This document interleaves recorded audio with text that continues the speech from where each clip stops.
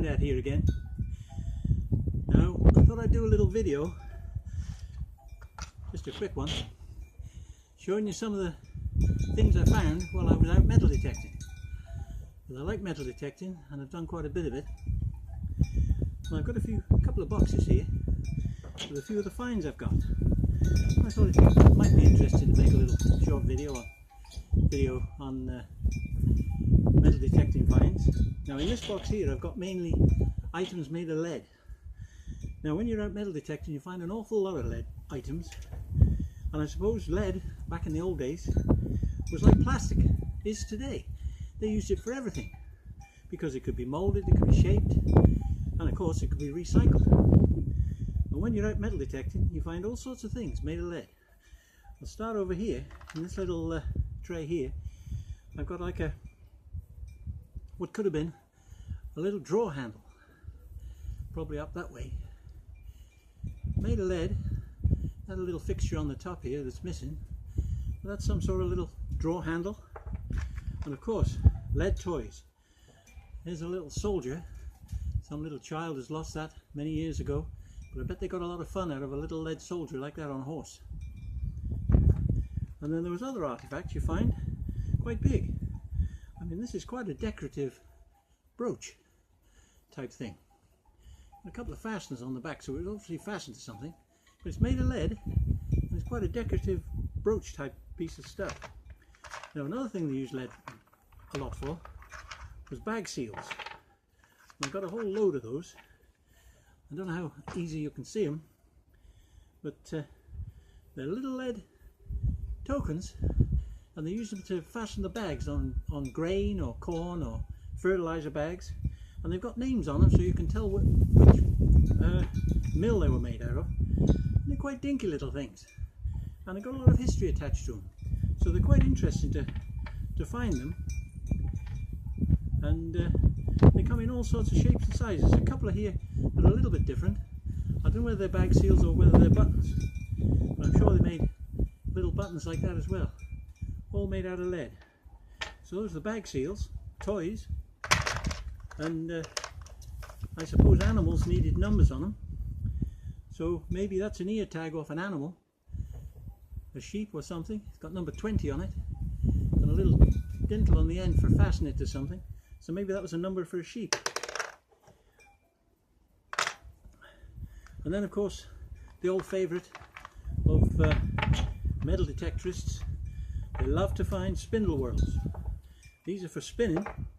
Put it on a stick and you spin it round and do your wool to make yarn and then make things out of it. And I've got quite a good sample of decorative spindle whorls. Two little cone shaped ones, and this one a bit cruder, flat, and these a bit sort of with a dimple on one side, and even a tiny one. Maybe that was for a child to do spinning, I don't know. But spindle whorls, you find an awful lot of those when you're out metal detecting. Of course there is some things that you just don't know what they are. Bits of rolled up lead and scrap. That was a triangular shaped piece and it's got two holes in it, so I'm not sure what that was for. But I also found, which is over in this other box, lead buttons. Now I'm sure I've got, yeah, I've got some more there. Some more buttons in there. These lead buttons.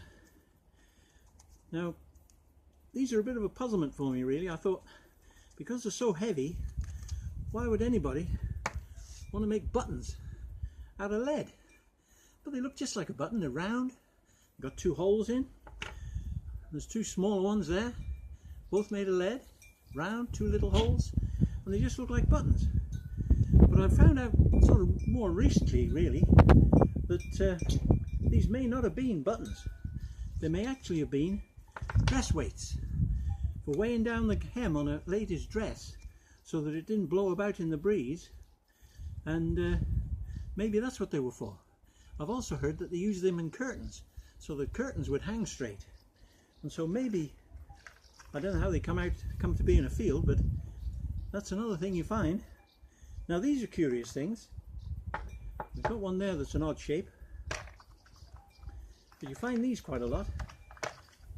very similar to the spindle whorls, but they're not spindle whorls. They're a long, thin weight with a large hole in it. And they're all very similar. Rounded, sort of bean shaped, large hole through the middle. I got 3 of those. Found in different locations, of course, but 3 of them. And there's another one which is a bit rounder. Now, these puzzle me for a long time, and I'm not totally convinced with what the explanation of them is.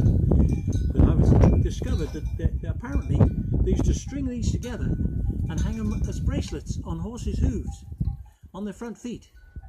And as the weights went along on a string, they'd clang against the hoof and irritate the horse and make him pick his feet up. Now, I don't know whether that's true or not, but it's an interesting theory, and you do find them out in the field, so maybe they did put them on horses. I don't know, I haven't actually found any documentation about it, but it's just what I've been told. Now, of course, a well-known thing you find out in the field these days, old fields, are musket balls. And I've got a whole mess of those. Big ones, small ones, different sizes. Pistol shot, grape shot. I must have, a dozen or more. And they range from little pea-sized ones like that to really large ones. And I've seen them bigger than that. I have got some bigger ones, but they're not in this particular box. But I've got about 20 of those in there. Lead shots.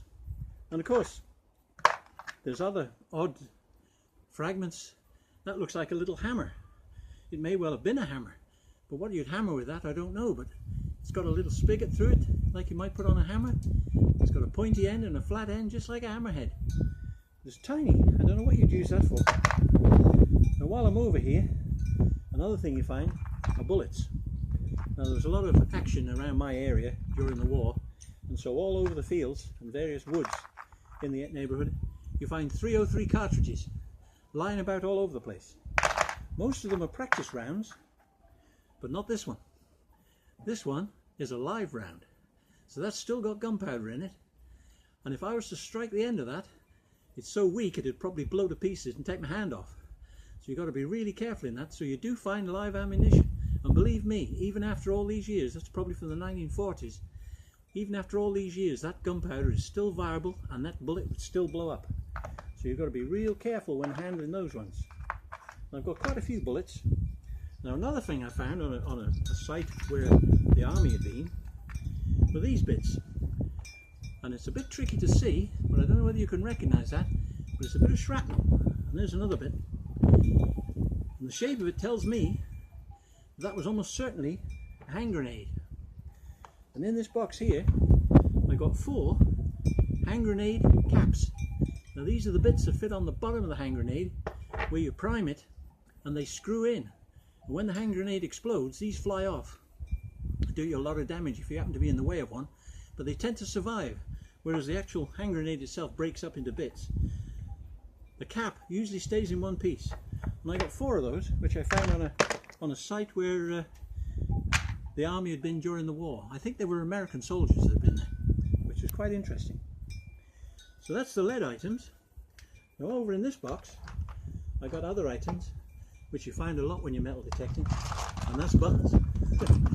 People laugh when you say, I found buttons, but they can tell a story, and they're interesting. And I've got a whole bucket of them there, all different kinds of buttons. Fancy ones, one with pictures on, shields on, B's on, military cups, all sorts of them. Lots and lots, one with a little lion on it, initials on them, whole mess of buttons. And they tell a story, they're very interesting.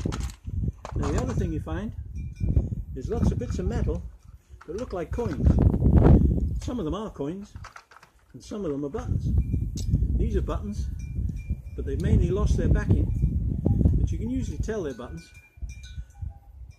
And they're sort of flat looking, and they were probably off workman's overalls or something like that. There's an awful lot of those in the field, as well as buckles.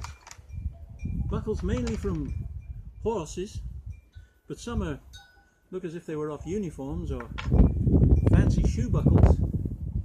And I've got one buckle here which strangely enough, even though it's been in the ground for a very long time, it's still got the leather on it from when it was tied onto a horse or bridle or whatever it was. Fell off, and there it is, still with the original leather fastened to it. There's another buckle in there, probably a horse brass. Still got the little metal casp.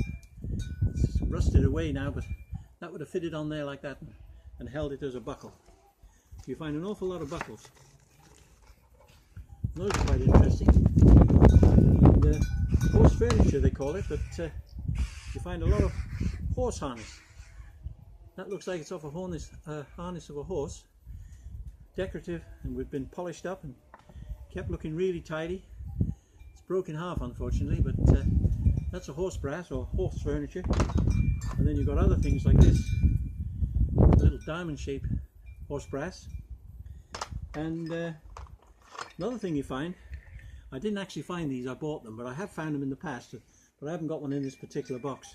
You usually find them in fragments, and that's these things, cottrell bells. They make a nice jingling, and years ago they used to tie these on the necks of animals so they could find out where they were and trace them if they got lost, and they ring quite nicely. But those were actually bought ones. Somebody bought me those, but they just happened to be put in here. Another thing I found, which I didn't actually metal detect, I actually dug it up in the garden of a house I own, and it's this, and it's a shoe buckle, and I've had it dated, and it's about 17th century, and you can even tell by looking at it and putting it on your foot which foot it was. I think it's a left foot, and it's very decorative, beautiful little thing. So you find shoe buckles, but this one hadn't been in the ground so long that it was completely rotted away, but that's what that is. Got anything else in here? Oh yeah, beer taps. You find lots of barrel taps. This is for a key for locking the barrel tap so nobody could actually steal them into the barrel. So you could lock it with a key, and you needed that key to turn it to let the liquid out. Another little thing you find, apart from tap locks, little taps, there's another little tap there, is those little things. And this is a little tiny bit of item. You find these occasionally. It's got a number 8 on it. Now that's for winding watches. It's a watch winder, because everybody had not wrist watches like you have today, they had pocket watches, and they had to be wound up with a key. So that's what that is, a little key fob winder. And then of course you've got military type buckles, which is off Wabbin or military, and I found an awful lot of those. What else we got here? And I got a lot of lumps of metal which look like coins, but I don't think they are. Some are buttons, some are metal. And of course I found an awful lot of coins, but they're not in this particular couple of boxes that I've got with me today.